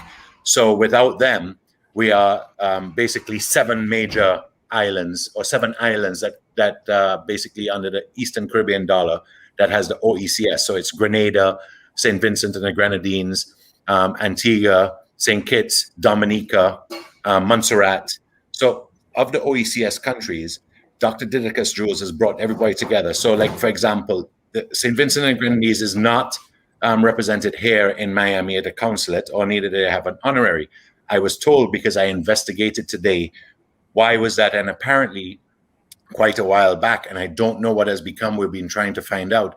There was a man they called Judge. That's we're all familiar with Judge. Judge lives in Orlando. Mark and I've heard. Is he still alive? Yes. So he still has the title of Honorary Consul General, because he was appointed by Prime Minister Ralph Gonsalves quite a while back as an Honorary Consul General. And he was known as a judge that has it. And that's a title. If you're honorary, you have never presented to the state. So you don't have any credentials with the state, but you are honorary. So he can be as an advisor for St. Vincent and the Grenadines in part of it, or keeping him informed as what is going on and how we're assisting. And he's actually one of the folks who founded this organization here. So Mark, maybe if I could just step in and fill in some information for the ambassador. Judge Albert Niles was the founder of our organization here in Central Florida, SPG Central Florida Organization. That was in 2014. He is my mentor. He's our mentor. He's still very active, but he's in his 80s, and he has stepped back from leading the organization at this time. And he has also, as far as I know, retired from that Consul General role. And yes, he was the honorary Consul General here, and he has not been replaced as of now. So he's going to be replaced. That's the person we were familiar with. Sorry, Lydia, go ahead. He's going to be replaced very soon. They have somebody who they're interviewing who's going to be taking the position. Okay, very good to hear. But in the event, what I wanted to make the case is that who is here from the OECS countries is myself, St. Lucia, and Grenada. And the three of us have taken up the responsibility for the other islands, the other three islands who are not here. So we're taking charge for them, which is St. Vincent and the Grenadines, Dominica, and St. Kitts and Nevis. We represent them here at the Caribbean Council of Corps. We're representing them here, and anything that we can assist with on a diplomatic or governmental, we will do it with pleasure for them. So, and we're letting all the respective governments know. And somebody like Dr. Didicus Jules has been instrumental. And when you talk about funding, Anthony, he is he is key, because his ideas is linking us with 2 United Nations organizations that already have the funds and ready to mobilize to support us, but they've never had the sort of coordination or the sort of organizational groups such as ourselves to do it. So everybody has been piecemealing, trying to pull something from something so large that nobody has been successful at. But if we all came together under one umbrella, one group, we could have different branches of us, because we have the Orlando branch, we have the South Miami, we have the Atlanta, we have, go up the United States. In every city, major city where we have the Caribbean diaspora, the Caribbean people, we can have little tentacles reaching out everywhere under one big umbrella of Caribbean unity, which is us. And we're the ones here that can make things happen. We can have and start and jumpstart our own people within the Caribbean, give them that opportunity that they so deserve and they so want, and everybody is after it, especially the young people. Because today, I look at all of the young people, the millennials, and I don't see, unfortunately, the sort of hustle how I grew up with. I don't see that in the young people. They're into a different age. I don't know how to explain it. They're more, they're very much more computer savvy and technology savvy, but maybe the millennials, that is the future. Maybe, you never know. But if it is, I'm as confused as you. I am saying maybe there's just something we don't understand, because there's some of them who are millionaires doing what they're doing. Correct. But if that's the case, that's good news. The good news out of all of that is the internet is available there. You don't need to have money to travel to go somewhere else to utilize your gift. You can do it right in your own home. So what we've had, how did we have, there are roughly 20 million of us in the Caribbean persons, but yet there are about 25 to 30 million Caribbean descendants in the United States. How did that happen? It was always, all of our islands for over the centuries has become a brain drain. We've all suffered this. We never had the ability to have our tertiary universities education in our own country. So all of us had to travel. And when we traveled to those countries, we then stayed in those countries to do because the opportunity was there, where we didn't have the opportunity when we went home.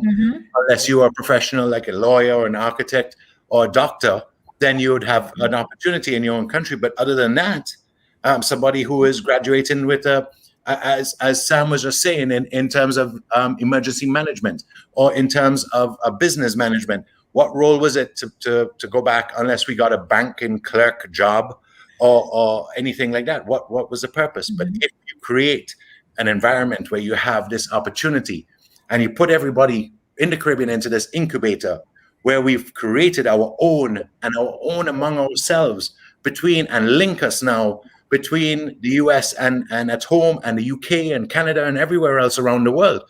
Like Anthony said, we are the conduit to 700 million people. 700 million people We are the conduit. 4 hours around our circumference is 700 million people. We can be the hub for the Western Hemisphere, which we really are. And let me tell you, I mean, it's interesting because I'm the only one who's been on the programs previously with Anthony. This is what Anthony has been preaching. And so, you know, this is full circle that it happens on our first actual program together to talk about case and where we want to go forward. And Anthony, if you could just explain to everyone about that hub that you keep talking about, that right there in St. Croix, you know, that's where, you know, the telecommunication system. Yeah, I think I don't know if you shared what the case is, the acronym, but I'm not. Did you share with the folks what case stand for? I did not. I think we jumped right.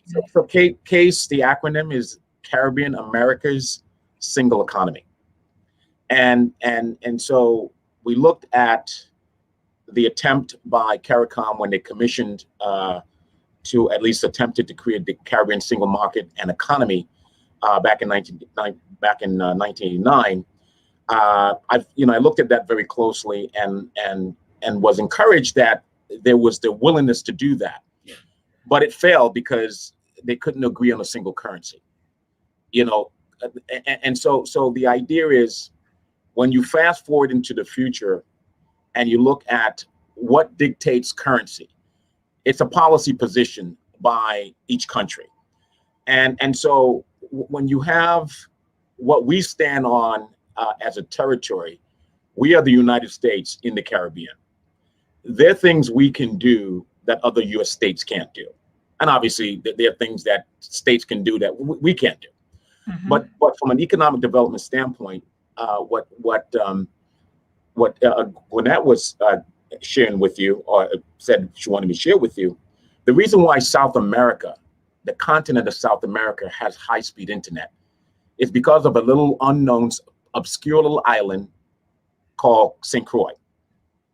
In Frederiksted, the 3 rings that control 75% of the internet traffic up and down the East Coast into the Caribbean and Latin America is Brookhaven, New York, Hollywood, Florida, and Frederiksted, St. Croix. And St. Croix is the connecting ring that make it possible for the entire continent to have high-speed internet.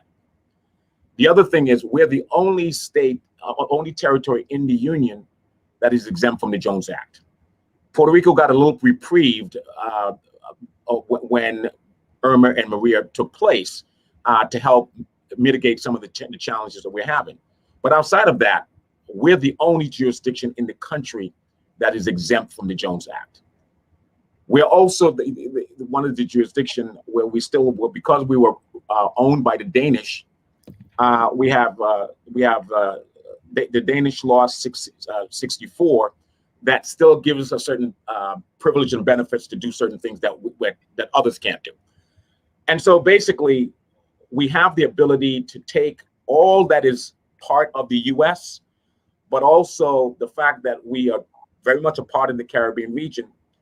We have the infrastructure, we have the U.S. policy, the policy that was passed in 2016 by the commitment by the United States that said they have a plan to strengthen, have a strategic plan to engage the Caribbean. And so we don't have to create new legislation. The legislation was passed. We have the local legislation and we have the national legislation that gives us what we need to be able to do all the things that we're talking about. And so clearly, when we talk about St. Croix as a hub, has nothing to do with the millions of people that are in Florida and New York. But the idea is to connect St. Croix and the U.S. Virgin Islands to markets of scale, the Florida, the New Yorks, the Atlanta, Georgia, et cetera, et cetera. And so we have an opportunity to be able to organize the Caribbean diaspora in the United States and connect that diaspora with folks back home, because we have the technology and the resources to do that. We just simply have to organize it. Yeah, it's that simple. The willingness to want to organize, because the resources are there, but we're like 1,000 beam of light going in a gazillion different directions. We need to be more focused and cohesive as to how we approach this. You're trying to say, Anthony, that we're like Cricket West Indies on a bad day. Ah, God, I love it. Yes, yes. But Caribbean American single economy is going to be. We had a wonderful interview with UWI, the person that heads up the open campus for UWI in Jamaica. Yeah. And it was amazing to hear that UWI had strategic partnerships with China, with South Africa, with Cuba, and some other foreign place, and no collaboration with any other academia in the United States. How is that even possible? How can such a prestigious university and college, with the relationship between the Caribbean and the Caribbean diaspora, not have a partnership with another U.S. university and college? Well, no, So I think it used to be that way, but I think now things are changing thanks to my Prime Minister, Gaston Brown, who is a bit bold on the issues and is not going to sit idly by and allow that to happen. He actually, and I don't know if your listening audience will know this, but the creator of the Harvard Law School was actually an estate owner in Antigua, slave owner in Antigua, and then used his funds and his proceeds from slavery and from the sugar industry and wherever else they made all their money in the cotton industry, and he established the Harvard School of Law. Wow. So had it not been for us in the Caribbean and our blood, sweat, and tears, Harvard School of Law might never have existed. And hence my Prime Minister wrote to them without fear or favor and demanded some sort of a reparation in the sense of, we're not asking you for monetary, we want our rightful place in collaboration with the University of the West Indies. So they've acknowledged, and I believe from what I've last heard, is that they intend on collaborating with the University of West Indies in Antigua, the fourth landed campus in Five Islands in Antigua. So that was a little bit of good news to see that they acknowledged that. But it would never have happened, Anthony, if we did push for it or ask for it. That's the thing. And it goes back to your point, is that we really need to organize ourselves. And we really need to not beg anybody for anything, but we need to take what was rightfully ours and just take it and do what we please. And we are we create our own destiny of the way we see fit, because we have the ability to do so. We are our own, in charge of our own lives. And we together, like they said, if we came together, we're too big to fail. That's pretty much what it is. And it's just about putting the right organizing in place to bring us all together. That's all it is. And I think we have the perfect opportunity now that COVID has created for us to show all of us how dependent on each other we really are. And we have no friends in this world. It's a sad thing to say, but we are alone, the 20 million of us, unless we take what is rightfully ours and we do it with dignity and because we stand up for ourselves and we bring ourselves together. Nobody is going to give us anything.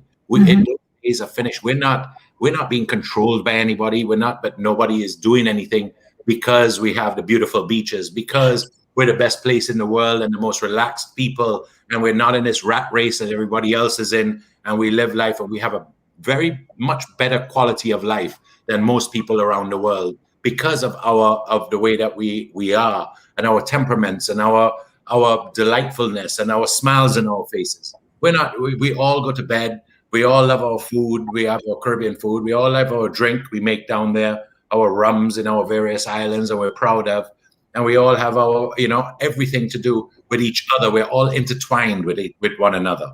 So the thing about it is, this COVID has taught us just the same way that we have to wait and we have to beg and we have to beg all the first world countries who we made them rich.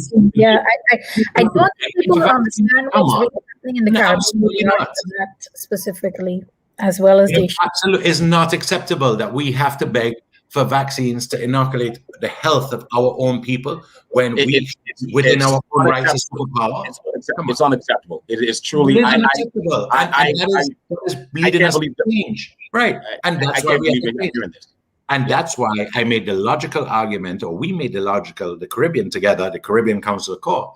And I will share privately the letter that we wrote to the Secretary of State of Florida and to the Governor of Florida to act on our behalf, not to beg for something. And I didn't go to Washington to ask them, because many letters have been written from every prime minister within our regions directly to the top, and we've just been ignored.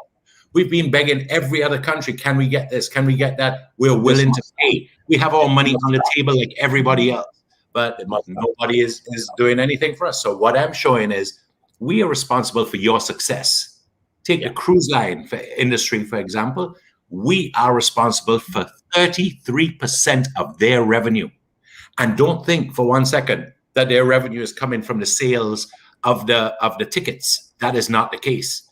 Part of their revenue, and a big chunk of their revenue, is how they do business on our islands. So they need our islands to make that revenue. That $10 billion, part of it comes from the way that when there's a tour you have in St. Croix or in Antigua, you might swim with the stingrays. That tour, the owner of that tour is selling that tour to a person for $50. Well, when the cruise lines come to you, they bid you down to $25 per person that they will sell your tour for, but then they turn around and sell that tour to their client on that ship for $125, and they're making $100 on our tour that they're doing, and that's where they get their revenue from. But people need to know this. So it's not just that. If the cruise lines were very big, they're very powerful, and we need them as much as they need us. So they need us as much as we need them. It's a two-way game. So what I'm trying to show the state of Florida is how much revenue is derived because the cruise lines use the Caribbean. And as such, you have billions of dollars that are lost because the Caribbean is not inoculated. So isn't it in the best interest of the state of Florida to allocate vaccines for us and distribute and send them to us?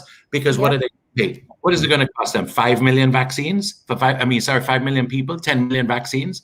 They do that in a heartbeat in one city. That's all it's going to cost them. Versus the real cost of billions of dollars and 144,000 jobs that we are responsible for in this industry, only in this state. That's what I'm saying. So I'm saying is, let's just do mathematics. If dollar is what you're following and you're seeing trying to make the sense with the dollars and cents, look at this. Am I going to give you 10 million vaccines to inoculate your people so that you have a complete safe bubble between us, and then we can start up the industry as a safe bubble together, and then my state gets back to doing business and gets back its 10 billion lost dollars, and the Caribbean gets back its money from its lost revenue from tourism, because everybody knows we're so heavily dependent on tourism. A country like Antigua and Barbuda, 70%, 72% dependent on tourism. What do you do when the entire tourism industry goes to zero? Where do you get your proceeds from? What are we supposed to do, to starve? So you have to open back up. You have to create that balance between life and livelihoods. You have to, as a government, as a leader, you have to create the balance. And that's why you have to balance things out, because if you don't die from COVID, you might die from starvation. So let me say in closing, I think that we have a minute left here on the clock. The reason we're broadcasting every Thursday, we're doing the case report and news, is to be able to have this dialogue, to be able to address these issues. Because if we don't control the narrative, that perception will always be the reality created by somebody else.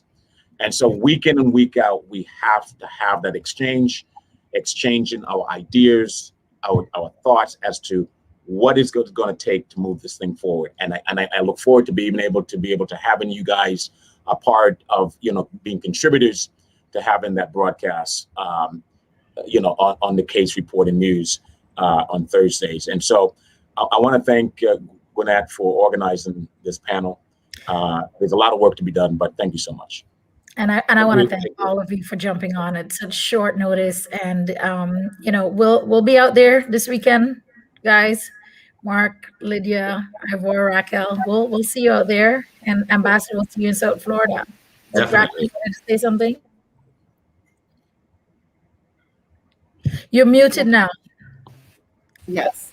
I wanted to just make sure that everyone knew where they were going on Friday and Saturday, and I just wanted to make sure that we end the program with the address again and to provide those platforms once more, just because I think they're so important to move forward in the next few days. So the address for Friday and Saturday is at the Swift Pack office in Orlando at 3701 John Young Parkway, and we're going to look forward to seeing all of you come out and meeting you and really showing how much we care for each other, as the ambassador and everyone on the panel was saying. It's very evident in the first drive, and I think it's going to be even more evident on Friday and Saturday. And the digital platforms, one more time, the Cash App is the $SVGCFO, and the Zelle is sgvcfo@gmail.com. I also wanted to just say thank you. This was such a nice, refreshing conversation this afternoon. Thank you. And I thank you again, Ambassador. Thank you. I'm going to share with everyone because at this point, it's off to the 8 p.m. Zoom call. I will share with you guys by email the information for that. Ambassador, again, do you want to say something? Yes, I just want to thank you and congratulations to all of you, and just to keep it going and keep the fire burning for the Caribbean. At this time, we have distressed brothers and sisters in St. Vincent who need us, and we have to stay strong. And just think that the work that we're doing and the tiredness that we get, imagine what they're going through, which is 1,000 times worse than us. So I'm making the plea on behalf of all of our brothers and sisters in St. Vincent and the neighboring islands who are affected as well, not forgetting them, that we have to keep them in our prayers. We have to keep on being there for them, like we will, and to reassure them that everything will be all right, as Bob Marley says, and it will be. And thank you, Anthony, and we look forward to your program every Thursday. I would love to be your guest at any time. You can get. We are definitely going to be inviting you back as a guest, Ambassador. You embody what this program is about. But I think Anthony's brains need to be tapped, and you need to share your wealth of knowledge with the rest of the Caribbean islands, and you need to combine your knowledge, because there are many, many, many, many folks throughout every island in the Caribbean that are identical to us and even smarter, and have this initiative and a drive now that we can all put together, and we can take control of our own destiny. So I'm so happy to see it start. And I am looking forward more than ever to the future to see what we create, because it's a blank canvas that we're working with. I think COVID has created the blank canvas. It's wiped all of the sins of the past that everybody had against each other, and now we're starting over fresh with clean hearts that we all want to do things together. And I think that is a beautiful thing, and it's almost looking forward to the future. I want to wake up tomorrow and see, what are we going to create today, and how is it all going to come together, and how are we all going to benefit as one group and prosper and be a powerhouse in the Caribbean that everyone's going to have to reckon with, and that is what I look forward to the most. So I really thank you for being and initiating these things. Whether it is in St. Croix, or Orlando, or Miami, and all of these, but we all know. And the funny thing about it is, in the back of our minds, we all know that what we should be doing is just that we never really did it. And it took something as I can tell you, Andy, there's a couple of folks here in Orlando where we learned the hard way, where we are here to support, we're here to push and promote, but everyone still wants that individuality, but we're here to push and give it the power when they speak. So that's all we ended up doing at a minimum. But you know what? Every individual will have a part to play into all of this. That's a beautiful thing. And everybody will have their place in history as being a part of creating something that is this future that we're painting this picture. So the end product will be written in the history books that we, the people, are the ones that did it. And we are the ones that brought it all together, to make it happen. So history will record. So if anyone, there is no more individuality. That individuality becomes part of a union that what we're creating, and everybody will be written in the history books as we were the ones to actually make it happen. And that's a beautiful thing. And that's what's going to drive us and keep us going, God willing. Thank you so much. Thank you so much for that. Ambassador, to learn more about the CASE initiative, go to www.caribbeanamericasingleeconomy.com. That's www.caribbeanamericasingleeconomy.com to learn more. Will do. Right? And if you can just 10 seconds to just educate me on what was in St. Croix, you said it was the John program that the United States had? The Jones Act. Oh, the Jones Act. The Jones Act. Okay, Jones Act. I'll research it. I'll find out what it is because I'm not familiar with it. It's about. I know. I just know personally, and Anthony, you may expand on it, but I know you might be out of time. When, like, for example, when we had to ship to Puerto Rico, I think only Tropical might have been allowed. Or no, Crowley, because they were the only American-owned vessel, right? So it's about using American vessels to move. Yeah, it's pretty much, it's quite simple. Leon Hess built an empire, generated $11 billion annually in revenue off of the Jones Act, and so what it simply means that all foreign vessels that sail to the United States can only make one port of entry into the United States. They can't make more than one stop to another U.S. port. They have to make one and then they leave. By virtue of us being exempt from the Jones Act, they're able to come to us and then continue on to the United States. So we give that benefit to foreign vessels or foreign companies to be able to ship to more than one port in the United States. So it's like a license, basically. A maritime license, exactly. To multiple ports. It's like a multiple entry visa versus a single entry visa. Right. Puerto Rico tried to lobby for it. They got denied. Hawaii tried. They got denied. And so we're the only jurisdiction in the country that is exempt from the Jones Act. Perfect. Thank you. Thank you for that. All right, folks. Have a good evening. Thank you, guys. Good evening.